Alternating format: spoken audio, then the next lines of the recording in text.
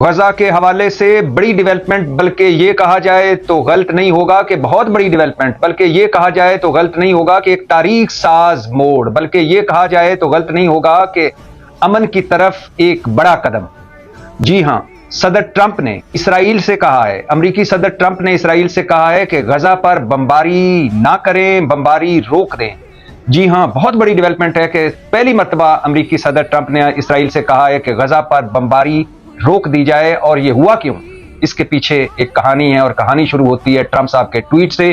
Trump صاحب کا گزشتہ رات گئے ایک ٹویٹ آتا ہے، اور اس ٹویٹ میں وہ کہتے ہیں کہ میں آخری موقع دے رہا ہوں، 48 گھنٹے دے رہا ہوں کو کہ وہ میرے امن فارمولے پر، میرے امن منصوبے پر آ جائے اور قبول کر لے، ورنہ قیامت ڈھائی جائے گی، جہنم ٹوٹ پڑے گی ہم پر اور سب مارے جائیں گے۔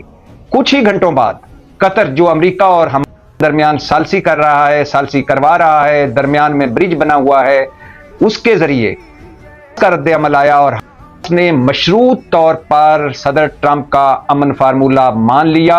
اور پھر اس کے کچھ ہی دیر بعد صدر ٹرمپ کا ایک ویڈیو پیغام آتا ہے اور ایک ٹویٹ آتا ہے، اور صدر ٹرمپ کہتے ہیں کہ مجھے یقین ہے کہ تازہ ترین رد عمل کے بعد مجھے یہ یقین ہے کہ ہم امن کی طرف لوٹا ہے، لہٰذا اسرائیل حماس پر بمباری روک دے۔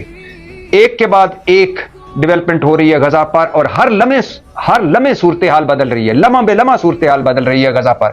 اور اس وقت بڑا ایک تنی ہوئی رسی پر یہ سارا کچھ چل رہا ہے۔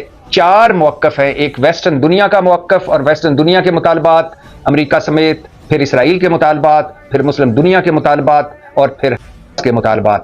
وہ کہ ابھی ان چاروں میں بڑا فرق ہے۔